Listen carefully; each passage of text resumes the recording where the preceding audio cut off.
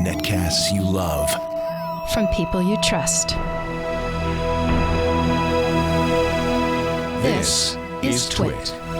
Bandwidth for Ham Nation is provided by CacheFly at CacheFly.com. This episode of Ham Nation is brought to you by Icom. For more information, visit IcomAmerica.com/HamNation.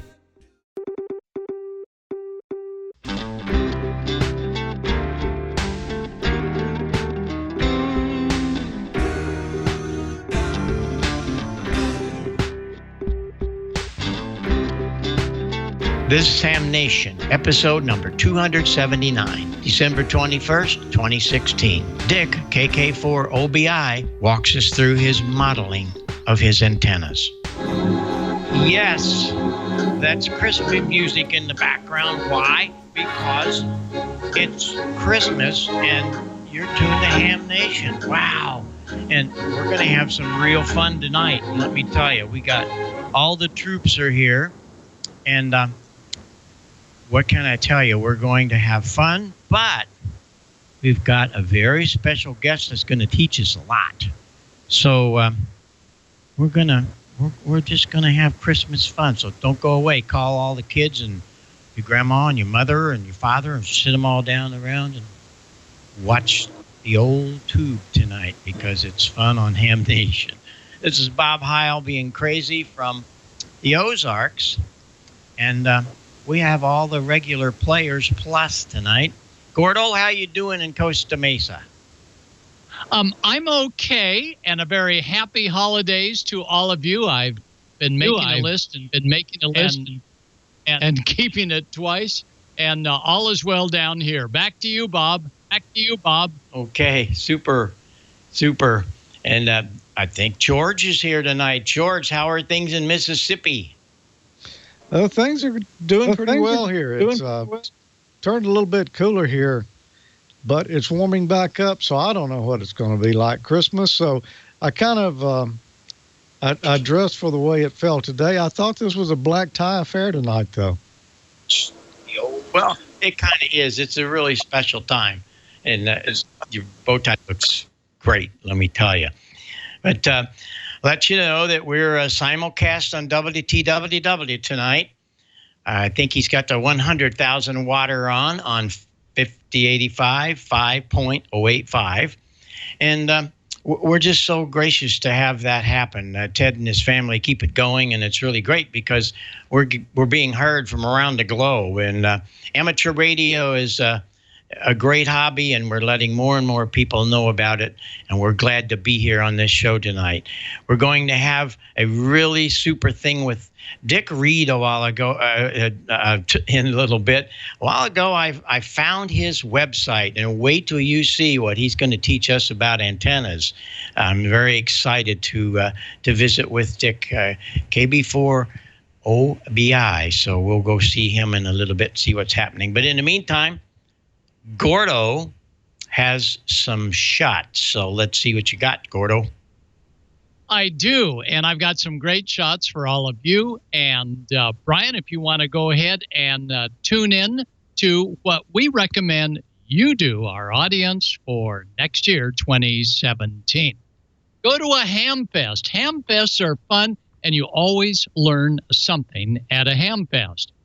You can tune in to Clint Bradford, who's talking all about working the satellites. You can see all about kits, and there's our main man, the kit guy. You can tune in to kids that were on Last Man Standing, and you can tune in to Gordo back in the 60s, maybe the 70s, doing Dayton at a new location. And, of course, Ham Instructor Academy will offer this year, hopefully at Dayton, and we bring the stuff. You got to have stuff to teach. Commercial, if you got the extra, go for the GROL. The questions are the same in about 70% of the cases, and you end up with your general radio operator license that allows you to work on radio equipment for marine applications and aeronautical. And, of course, go to a ham fest this coming year and take advantage of all the excitement there. Do Field Day. Field Day is always exciting. Do a drone this year. put it on 2.4 ham frequencies and go extra far. And, of course, put up that big antenna for field day and make it happen. Quartz Fest coming up in about 3 weeks from now, maybe a month. Quartz Fest is fun. I'll be there. It is a absolute blast on the desert floor. A drone picture on Ham Channel shows us all the activities, great seminars, and we're looking for more seminars. So if you have a seminar, whether it's on doing power pole connectors by swedging them on, or microwave at 2.4 for mesh network, we're looking for experts. And, of course, bring the kids. We got to have the kids involved with ham radio. Do a fair this coming year's, a county fair. And, wow, when I heard my signals off the moon, I was pretty impressed. So do some moon bounce, do some antenna testing this coming year. Make a resolution to build a weird antenna that performs not so bad on the HF bands. Put up some more antennas so those neighbors will go, oh, my God, more aluminum. Climb your own tower. Be brave like Michael is.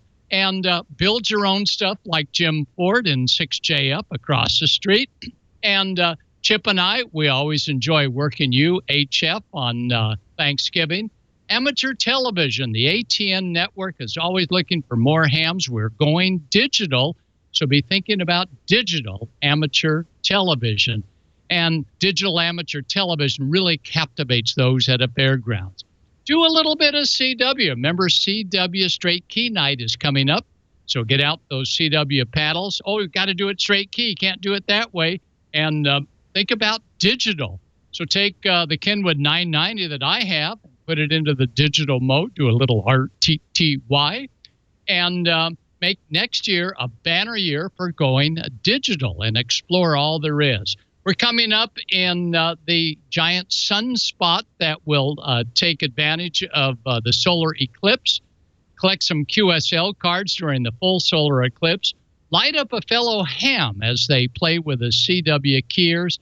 Most important, get on all of the HF bands for 2017 and join Bob and me and Sarah and all of the ham operators here on Ham Nation, making ham radio happen.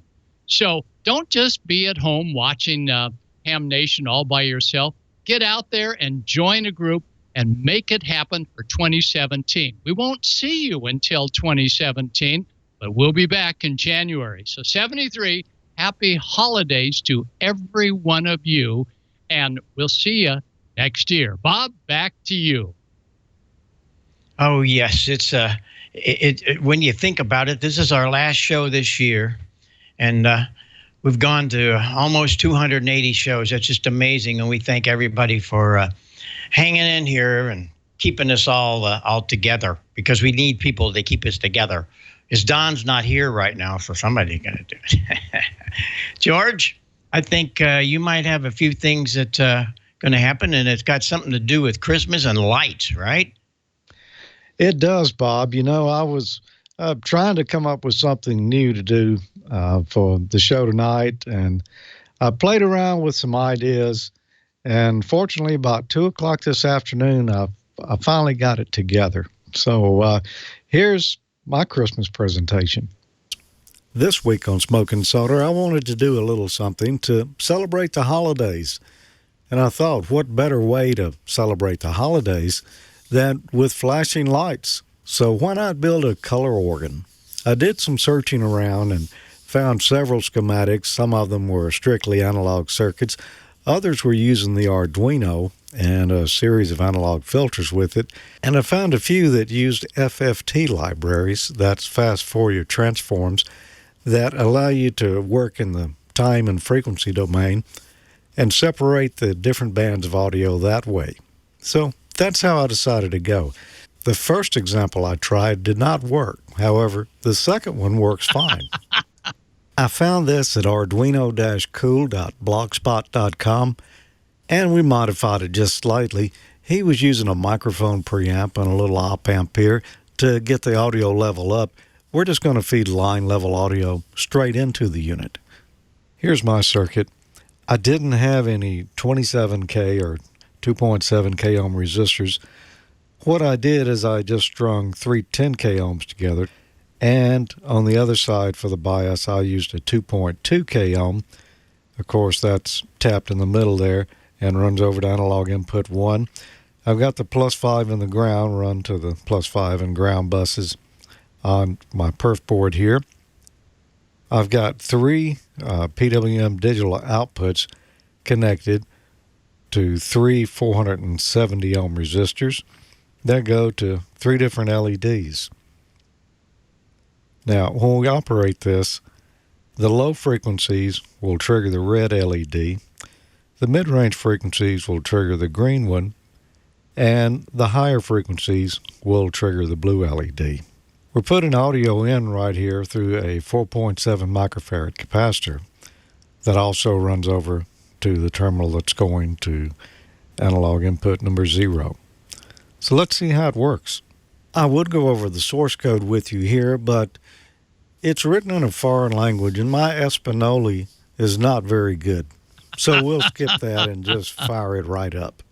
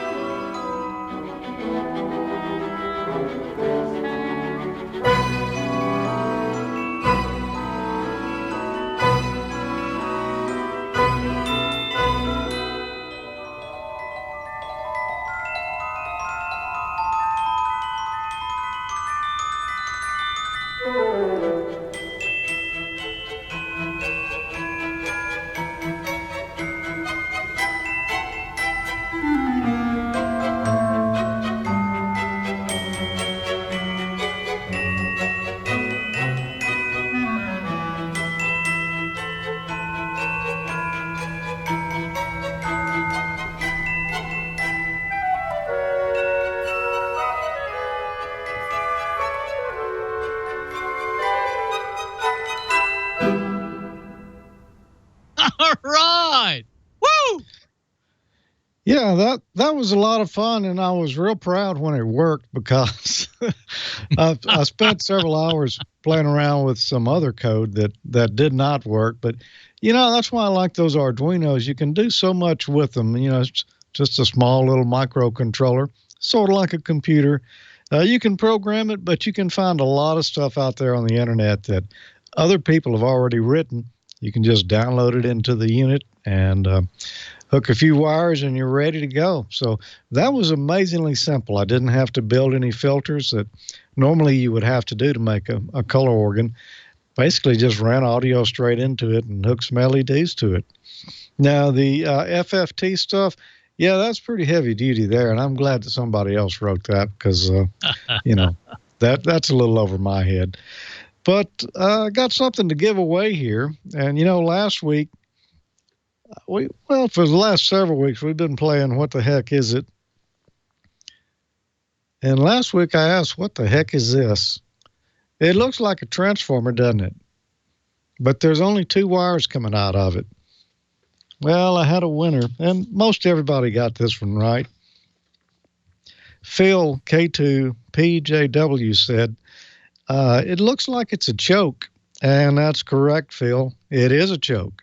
And, just same thing as a coil or an inductor.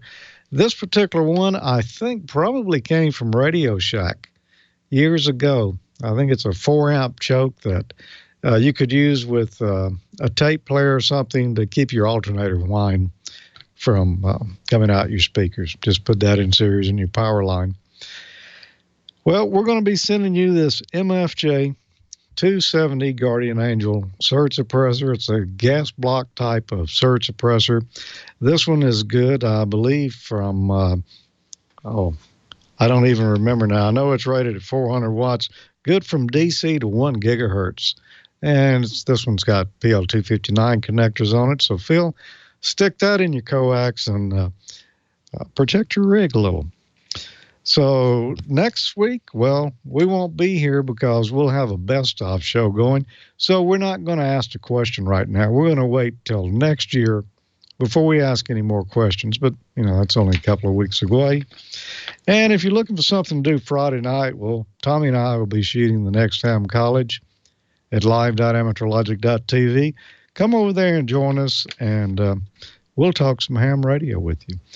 And now, Bob, I understand you've got a special guest with us tonight that's going to teach us a thing or two about antennas. I do. It's a great Christmas present. I met up with him through EHAM. There was a listing on EHAM about his website, and I'm going, wait a minute. So we're going to learn a lot about it because he's got some great graphics. And Dick, how are you? Dick Reid KK4OBI. Sure nice to have you with us, Dick.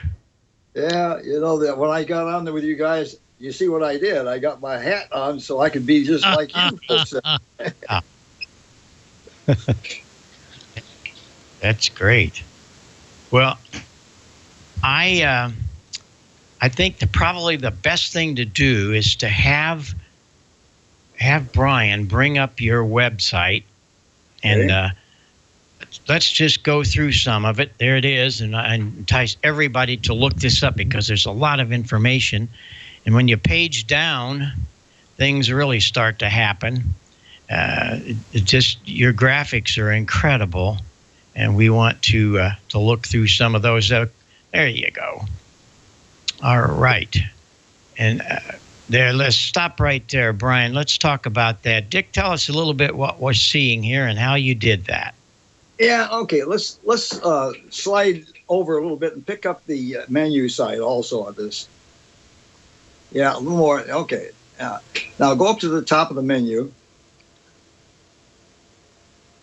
Okay, and right up there you see it says horizontal. Okay, so it's organized.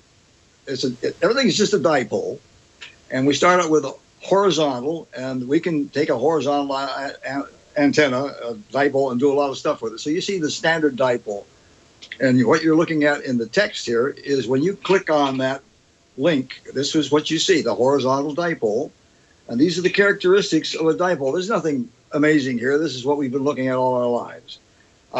The one thing, now stop right there. Where it says 4NEC2 antenna model here.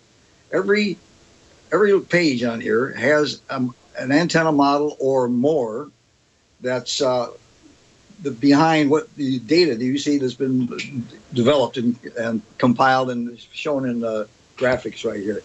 This is for the fellows that say, oh, hey, that's something that I was thinking about, and I wondered what happens if I were to make this so it would be like my place, where it's only 40 feet high on this side and 20 feet on this side, and I got a 20-foot peak on my roof, and so on and so forth. They can, if they're into modeling, they can take that and go and jigger with it.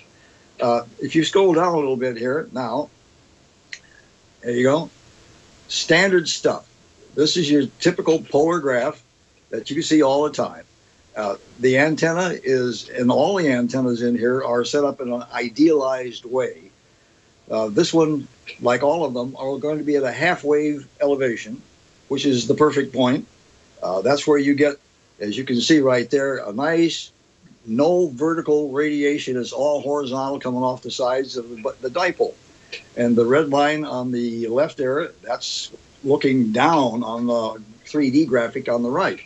The blue line is looking at the side of that 3D graphic on the right. So you see these polar graphs a lot, but you don't see the 3D, and the 3D really helps make it come alive there. All right, scroll down a little bit more. Okay, stop there. Now, where it says click here is to see a table of elevation effects on antenna radiation patterns for these bands, 160, 75, 40, 20. You click on that, There you go.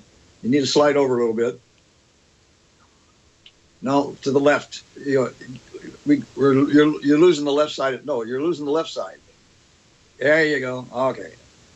And when you look down the right side there, you see that same pattern we were just looking at.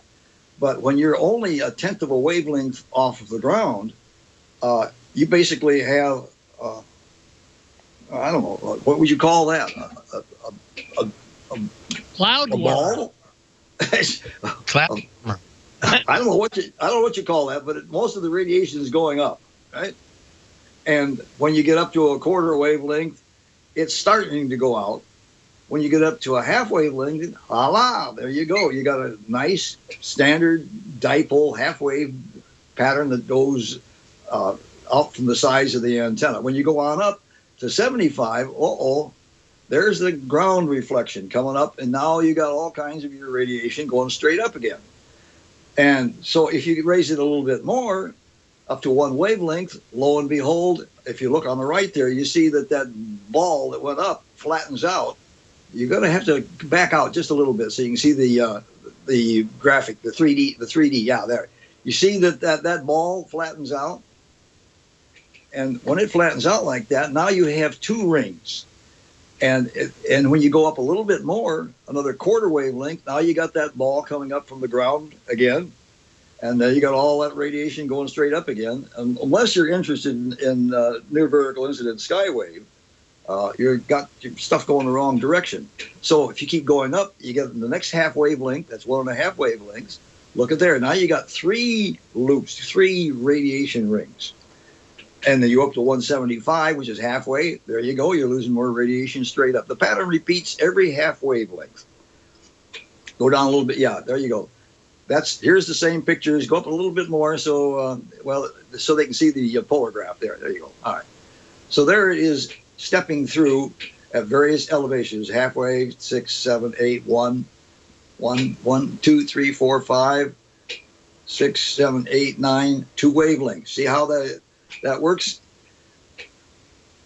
Sometimes a guy I see on a forum sometimes says, I raised my antenna up 20 feet and it's not working as well as it did at where I had it. Well, there's your reason. You probably have found inadvertently a good spot, and when you raised it up, you just destroyed your wave pattern, and now you got radiation going up and not going out. Okay, let's go back. Now, there's the up and down curve. You see this all the time.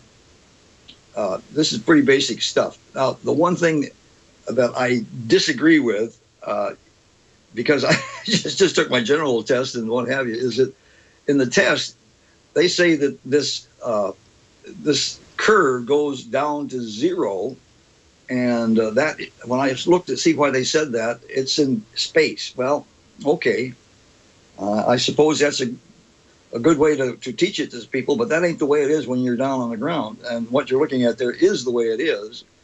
And when you talk about how high you are off the ground, if you can see right there at a quarter wavelength, that's between 0.00 and 0.5, there you're looking at the highest, the purple line, that's the highest impedance, and it's the lowest frequency that piece of wire is going to have. You can have, if you want to mess around a little bit, you can find a spot right in between there where the impedance is pretty close to 50 ohms. You can down to about 55 ohms, it says right there, and that's a decent match for coax. And you can see also that the frequency is gone down quite a bit. That means you have to lengthen it. Every time you take a dipole, and mess with it, you raise the frequency because you're shortening it. And right there, by moving it up and down, you're doing the same darn thing. So if you want to run a dipole at as close to matching a coax, you run it at about, it looks like about 0.3 wavelengths, and the impedance will be low. And if you lengthen it out, you can get right back on frequency. The only problem is you're not going to get much signal out because it's all being warming the ground and getting the worms warm. Oh, okay. Out the side, you can see an animation going there. That's the animation we were looking at before. Okay, go on down.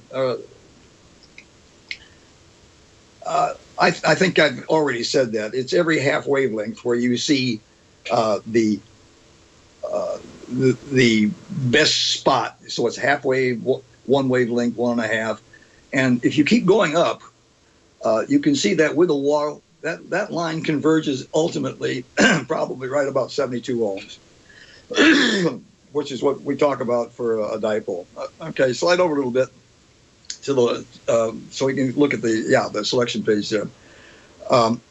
One of the first things you talk about is how do I get this antenna to fit into my attic? Well, bent end dipole is a pretty good example.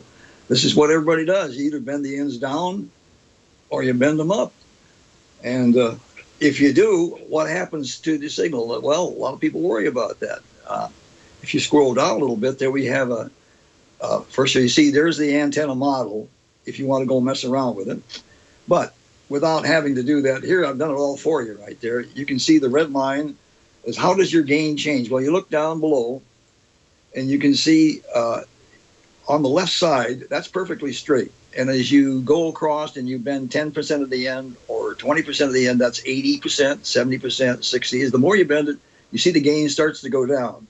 So you can probably bend the ends to about 50 or 60% and not really have any particular problem with the antenna and tuning it and what have you.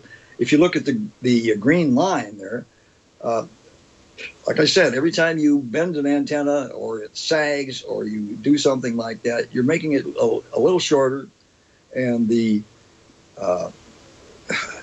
frequency goes up, so you got to lengthen it a little bit. Well, that green line is how much to lengthen it, and on the right side it says in percentage how much you lengthen.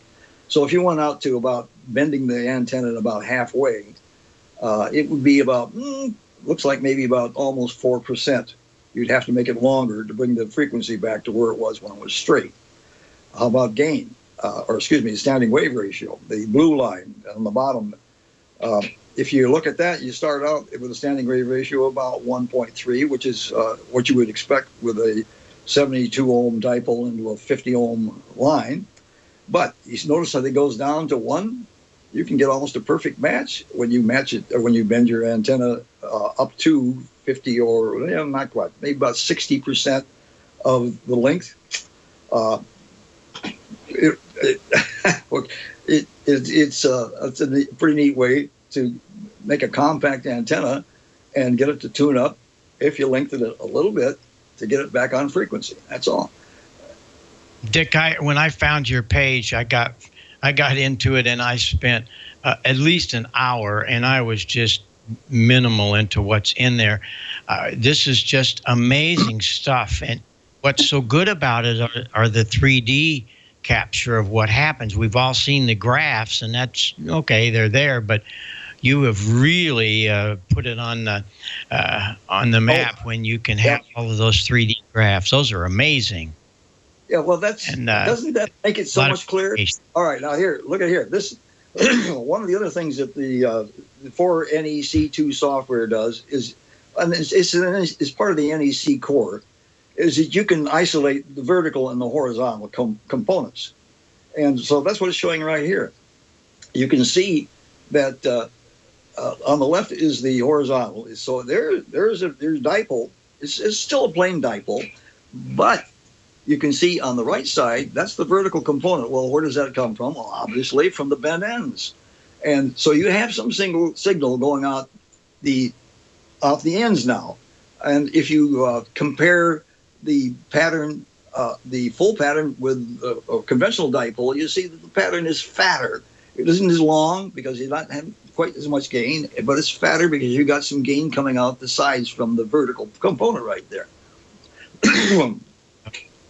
There's just a tremendous amount of information there, and we hope that all the viewers can go check that page out. How long did it take you to do all of these? Well, probably the most straightforward answer is about a year. The reason that it exists is that I had accumulated, I don't know, I must have had half a dozen binders full of modeling information on all kinds of things, and that was I can say that was about a 2-year accumulation before I started this. So I don't know, maybe the total thing might be about 3 years. Wow. Well, we want to have you back here. We got to digest this a little bit. But Gordo, have you seen his stuff before, Gordo? What do you think? I have. And, seeing it in color makes such a difference. Every so often, you'll see a manufacturer of an off-center fed dipole or a dipole send you a plot that's black and white. But nothing beats what Dick has done, putting it in color. So, Dick, thank you. You did a fabulous job. And I hope every single viewer and listener and shortwave listener will tune into your website. Dick, tell us one more time the best way to upload all this great information, Dick. Probably the easiest way is just Google KK4OBI, and it comes right up. That's all over if you Google dipole, if you do bent dipole, any of these things. But the website is qsl.net, KK4OBI. That is fabulous. Well, Dick, thank you so much for coming on board. I bet we'll have you back in an instant. And all of us that roll dipoles, and I certainly do here, and I know Bob's got a whole shot of dipoles that I've seen at his QTH. Thank you, thank you, thank you. And happy holidays, Dick, and thank you for joining us tonight on Ham Nation. Gordon, you're a happy fellow. I can see that. You cover us real good. You make it easy to join up with a bunch of guys like you. Thank you very much. Well, Dick, a Merry Christmas to your wife, and we'll be in touch. And what I want you to do, he just got his general license. We want you to fire up some antennas, and I know you can. And we'll get George and Gordo and all of us. We'll have to get on a big conversation and make it happen. What do you think, George? You think we can learn anything from all of that? I think we can learn quite a bit about it. I wanted to ask Dick, how do you feel about the modeling there? Do you think that the models are going to fall out in the real world pretty much just like they do on the computer? Well, you ask a question like that to somebody that's going to a university and is working in a laboratory and is trying to reproduce his experimental results to match his modeling results. The answer is yes. The NEC core used to be top secret military thing back during the war. Yeah, it works pretty good. But I don't get too excited if I'm not really close. I think the thing that most hams wonder is, what does my pattern look like? And if I did this, would it be any better? And that's really the kind of things that this bent dipole will give you an idea of what you're getting into or what you've got. Absolutely. Well, really great resource there, Dick. Thanks for that. Okay, well, we're going to have to go run down the street, see what else is happening, but I'm so thrilled that you came on, Dick, and thanks for doing it so quickly.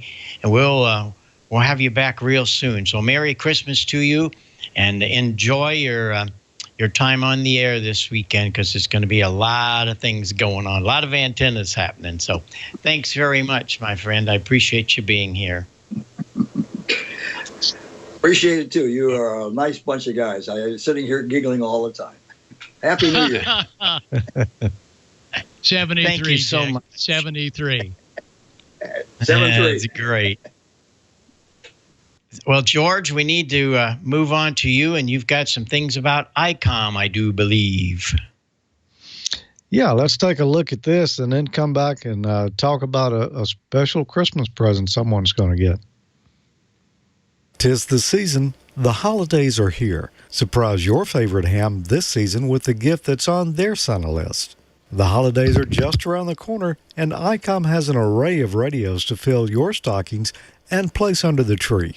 Just arrived for the holidays, the ID51A Plus 2 provides new models for extended D-Star coverage. Available in 5 colors, the ID51A Plus 2 is the perfect stocking stuffer. Terminal and access mode, send and receive text messages and pictures, DV fast data mode, and easy FM repeater settings. Ideas for the contest are on the go? Try the IC7300. It's a high-performance, innovative HF transceiver with a compact design. The real fun starts here. RF direct sampling, 15 discrete bandpass filters, large 4.3-inch color touchscreen, real-time spectrum scope, and SD memory card slot. Push performance to the pinnacle with the IC7600. Following in the footsteps of Icom's flagship radio, the IC7600 has an intuitive operation and the latest DSP technologies. Digital IF filter, dual DSP, 5.8-inch ultra-wide TFT display, and high-resolution real-time spectrum scope. Visit icomamerica.com/amateur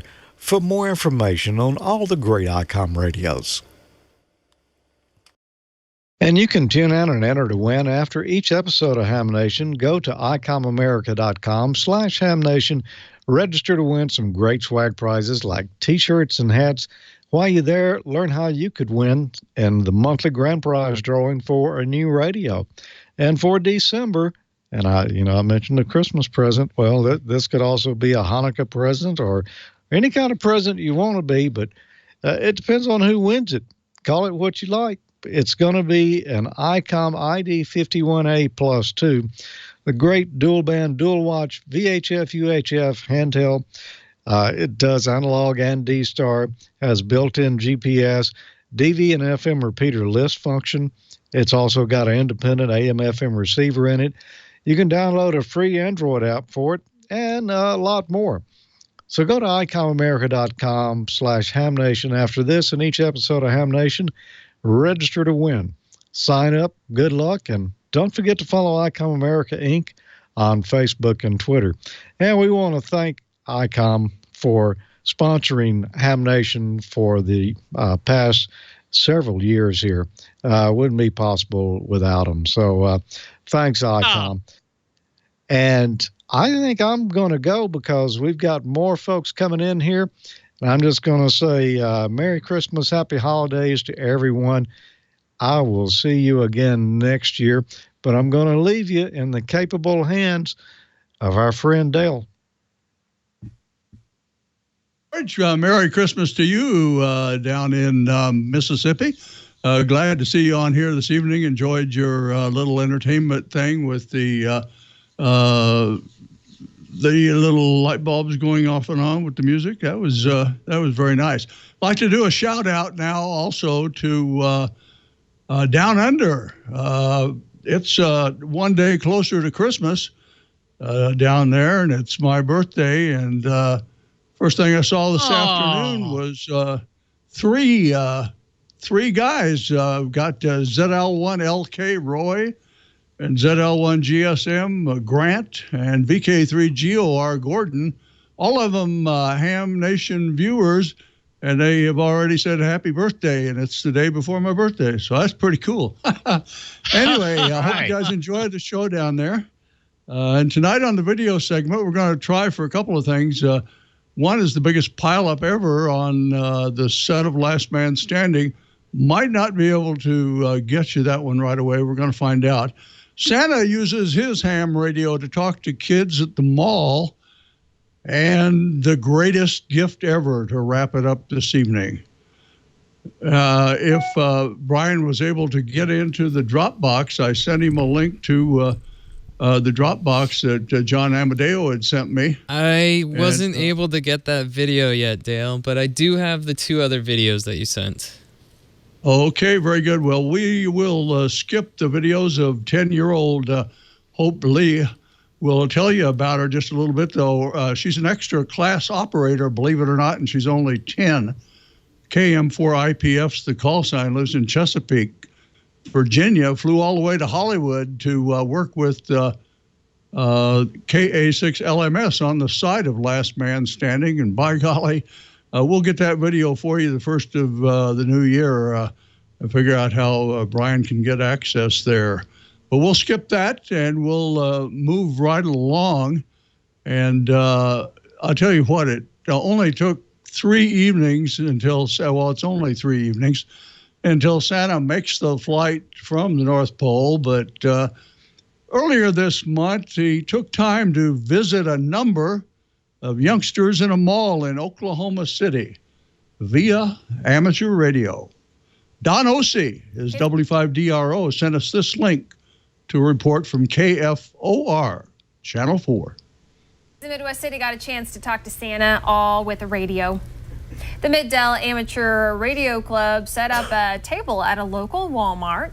Some of the kids were a little bit shy at first, and then they got excited because they got to talk to Santa. They got to tell him what they wanted for Christmas. It ranged from stuffed animals to video games. Oh, look at that little one. Santa also asked the kids what their favorite reindeer was, and the popular answer was, of course, Rudolph, because he's got the red nose. Fair enough. Right? Oh, and little doggy got to talk to Santa too, apparently. Yeah, and the man we showed earlier, that's our engineer, Don, so shout out. Yeah, he's the one, he knows Santa personally, so. It's time for mail call. You got it done. Okay. Don is the assistant chief engineer there at KFOR, and when he's not helping with amateur radio events at the mall, Don's making sure their transmitter there at KFOR continues to pump out 43,000 watts full-time. Well, this is the Christmas edition of Ham Nation, and we have something very special for you tonight to wrap up the video segment. Earlier this fall, Raymond Graber, he's KC0WPJ, who's 88 years young and lives in Pretty Prairie, Kansas, that's over by Hutchinson, received the greatest gift ever. Raymond hadn't seen the world around him for more than 50 years. Then he received a bionic eye. Here's the report from KSN News there in Wichita.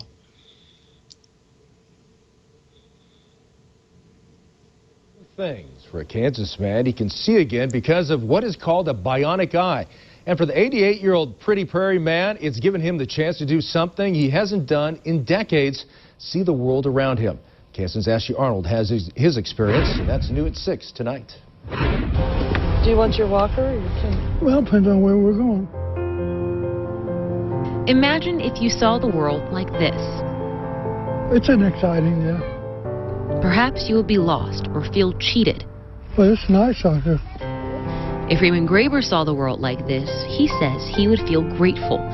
What I have is called retinitis pigmentosa. Grateful because for the past 50 years, he's only seen the world like this. For about the first, say, 25 to 30 years, I barely had enough vision to read the headlines on the newspaper. But Raymond's view of the world didn't stop him from finding a job. And you have to prove yourself, and I did. Or finding his true love. Your guys' wedding picture. For 49 years, Beth's eyes were his eyes. We did everything together until the day that she took her last breath. These days, Holly offers her eyes for assistance. He's one of our most independent people we have. Right, Raymond? I've been told that, yeah. She's the activity director at Prairie Sunset Home in Pretty Prairie, Kansas, where everyone loves Raymond. He's a joy to be around. He is very into technology. Today, anything is possible. Sends the signals through the optical nerve to the brain. So when Holly heard about a new procedure at UC Health in Aurora, Colorado, she immediately thought of Raymond. I think I know exactly where you're going to sit. Doctors gave Raymond what is known as a bionic eye, a retinal implant. It works in concert with glasses that use a miniature camera. And on the side of the glasses is a transmitter, and this wireless antenna, if you will, transmits wirelessly to the chip in Raymond's eye. We just turned your camera on. So that light that's in front of you there, if you slowly point your head up. Oh boy, there's a bright light. What's that bright light look like? Like a regular light. When's the last time you saw a regular light? Oh, about 50, 60 years ago.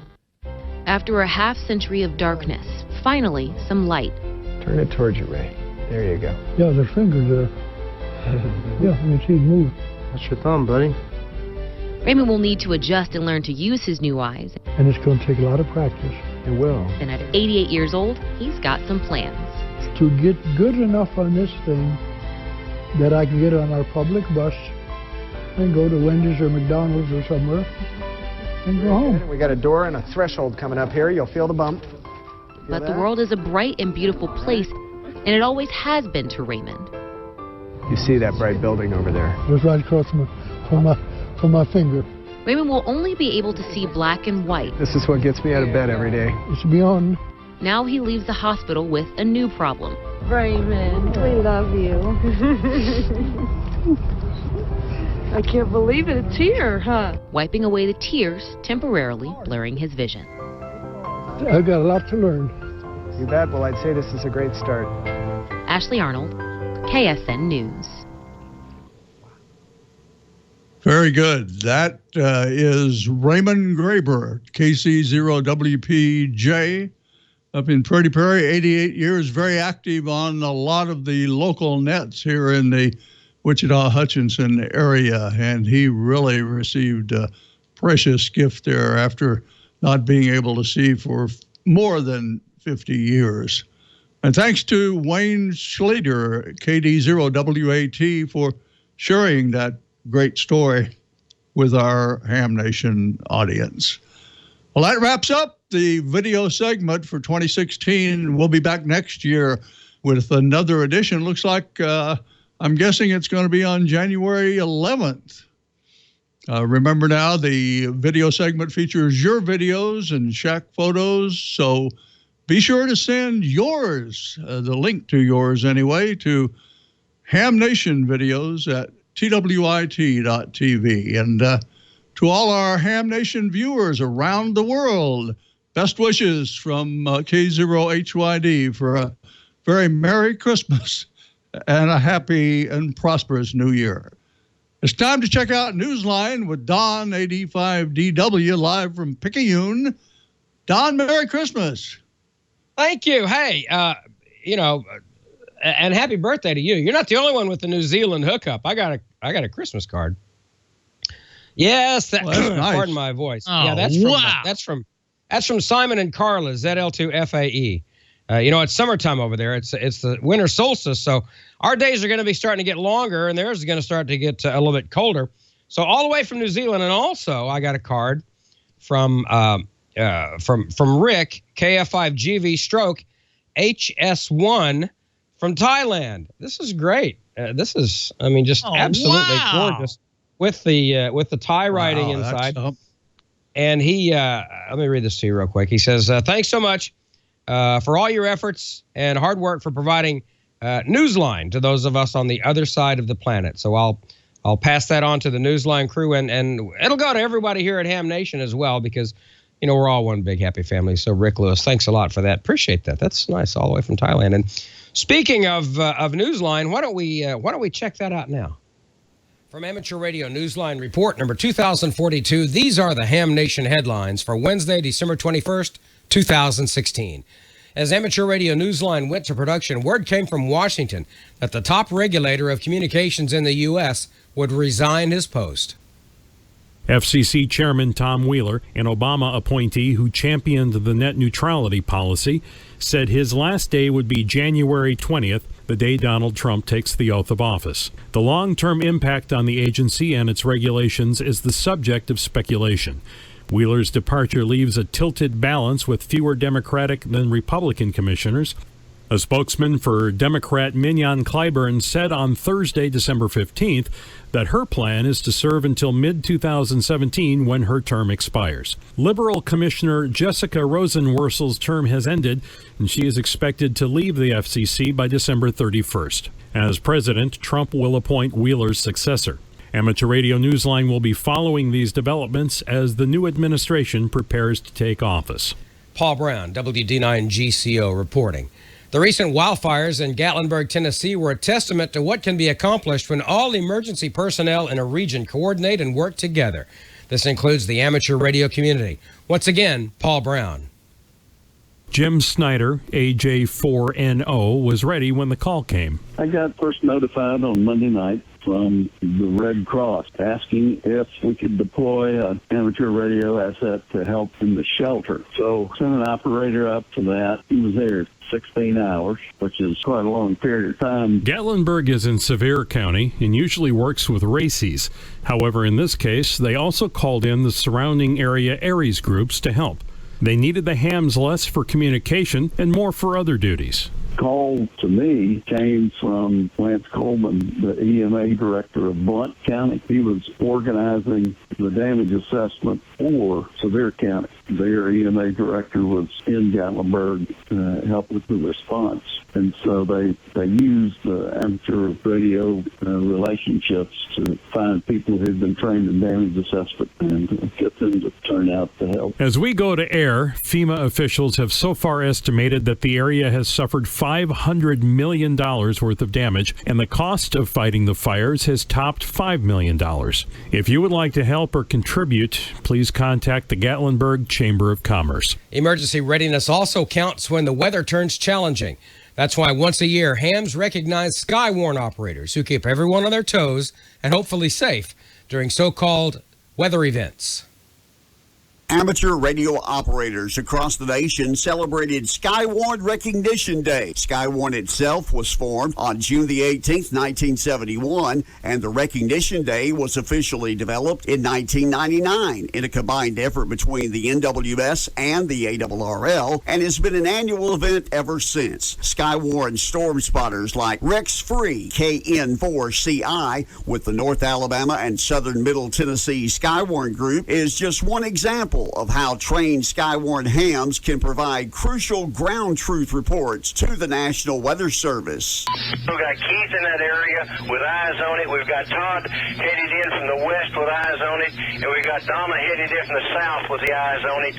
We need to get some damage assessments or get some additional help if we have to. North Alabama and Southern Middle Tennessee Skywarn is not the only Skywarn group that's taken to the air, though, to assist the National Weather Service with ground truth. These Arkansas hams activated their Skywarn net just days ago in preparation for this event. But in the area between Maumelle and Mayflower, we're starting to see something that looks a little fishy on the radar. I want to see if anybody's seeing anything. If you get anything to report, please keep an eye on that storm and let us know. This is WX0X Net Control. Without a doubt, hams that participate with active Skywarn events not only become the National Weather Service's eyes on the ground, but through their training, they're able to safely relay information that saves lives. For Amateur Radio Newsline, I'm Bobby Best, WX4ALA in Jasper, Alabama. For the rest of this week's Amateur Radio News, please listen to the full Amateur Radio Newsline report online, on a repeater near you, or on shortwave radio station WTWW at 9930 and 5085 kilohertz. And that's all from the Amateur Radio Newsline, your independent source for amateur radio news for 4 decades and counting at www.arnewsline.org. With Paul Brown, WD9GCO, Bobby Best, WX4ALA, Karen Eve Murray, KD2GUT at the news desk in New York, and our news team across the globe, I'm Don Wilbanks, AE5DW, saying 7-3, Merry Christmas, Happy Holidays, and we'll see you next time here on Ham Nation. This is where we normally slide over and check out Dr. Tamitha Skov. She's not with us tonight. She's got a lot of things to do with her family for the holidays, but she did give me some information. She says the ham bands will likely be terrible over the next few days due to the big solar storm hitting now. Fast solar wind is pummeling the earth, likely until Christmas Eve. The solar storm that hit was initially strong. It's backed off a little bit now, she says. However, expect increased noise or lack of propagation on the bands, especially on the night side, for at least 3 days. And the solar flare forecast also showing low solar flux, so even during quiet conditions, propagation will be marginal and a little bit unpredictable, much like my voice. She's been getting reports that propagation seems to be best along the gray line, and there was a huge 2-meter opening this morning. I mean, just wild. I was very glad I was on vacation today to get in and listen to that a little bit. I didn't make any contacts, but I listened to it for a few minutes. So there you go. Talking all over the country on 2 meters. And, of course, you can hear us all over the world on WTWW shortwave. And they've got a thing going on right now with Christmas music and a radio picture contest. If you send them a picture showing your old-time radio or whatever radio, even if you're listening to it like I do on an Icom 7600, send them a picture showing the radio. And you can also phone in your Christmas greetings Their number is 615-813-0173. Our friends over at WTWW Shortwave on 5085. And also, what is it? 10.12.105 with huge coverage into Africa. Amanda, I mean, it's killing them over there in Africa. Well, no, it's not killing them. It's giving them all kinds of Christmas music, which of course is making them happy. Wouldn't say it's killing them. It's got a killer signal, but that's probably not right either.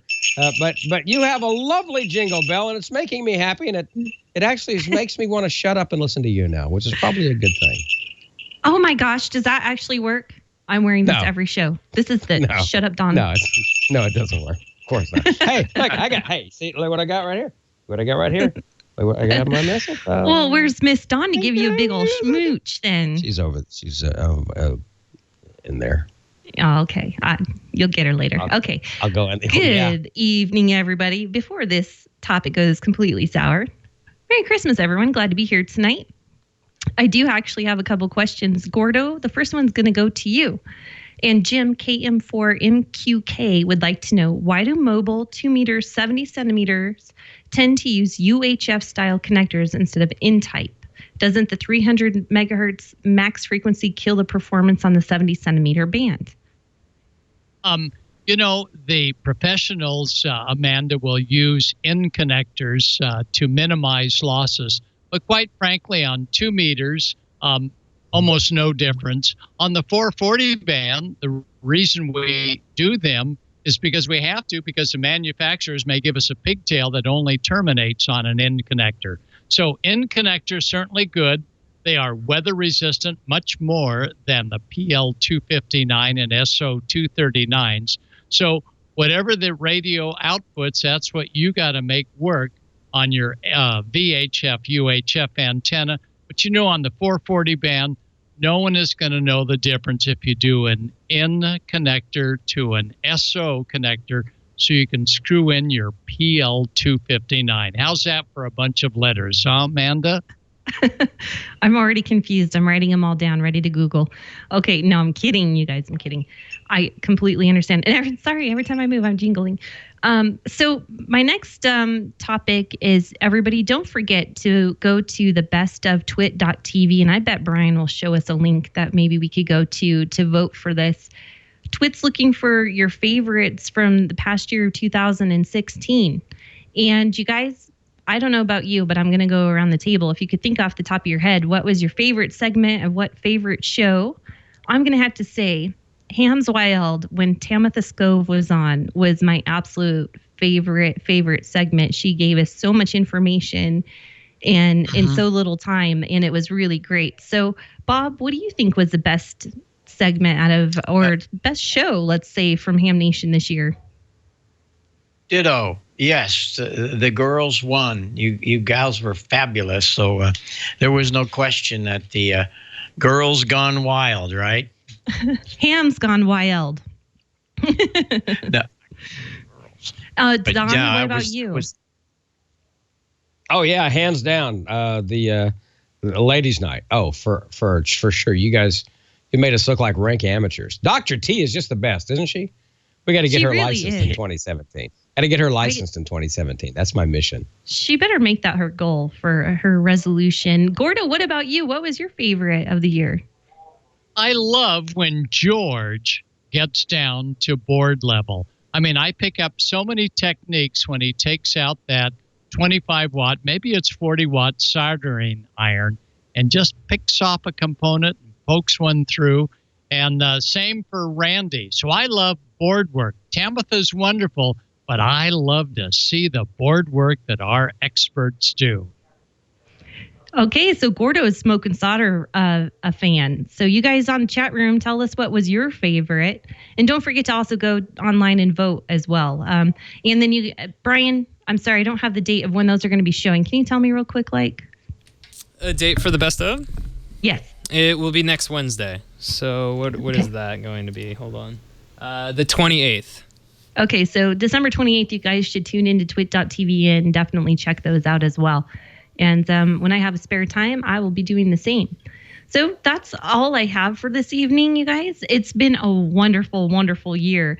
And just to say thank you to everyone for watching the show for this year. And I hope you continue into 2017. And it's been a crazy one, not only for introduction into ham radio. And boy, have we got a lot of you guys licensed or interested into ham radio that are tuning into the show. We've also gone through tons of emergency activations this year. Aries has been really busy throughout the nation and the world, not to mention. And here, especially locally, we've been really busy as well. So I really hope that 2017 is a bit calmer in that area, honestly, and we'll stick to training and exercises to get us ready for the next one. So with that, you guys, Merry Christmas, everyone. Happy holidays. So glad I could be here tonight. And I'll send it back over to you, Bob. Well, it's been a great year, and you've been such a great part of it. I wanted to show this before we leave. You don't realize how many people it takes to put the Twit network on the air and keep us all going. And there's a nice card I got from all of the crew at Twit. I'm not sure where you are in there, Brian, but I think you are there. Hiding. You and Alex. There he is. Okay. Well, we, all of us here on the show, as well as the entire amateur radio community, the ARRL, and all of the people that make ham radio work, we all appreciate what you do here, and our sponsors to take time and the contribution to keep this thing going, because this doesn't happen just on a fly. It takes a lot of planning and a lot of money, and we're very thrilled to be here every Wednesday night. As goofy as some of them are, as interesting as some of them are. So stay in touch with all of us. And before I leave you, there's another little deal you might want to do. If you have a good picture of your station, maybe a bad picture, but a picture of your station, go to our site, heilsound.com, HEILSOUND, heilsound.com. On the Facebook page, when that site comes up, it can hit the Facebook. Post your pictures, because they're going to have a whole bunch of them up there. So paste those pictures on the Heil Sound Facebook page. And then you also want to put them up on the WTWW pages too, so we can see what you all look like and what you're doing. I think that's it for tonight. I'm going to go study some more of Dick's wonderful graphics. I hope you are enthused about that as I am.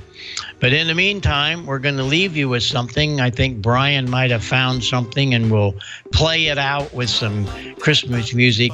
We'll see you all here on January the 3rd. Merry Christmas, Happy New Year, everybody.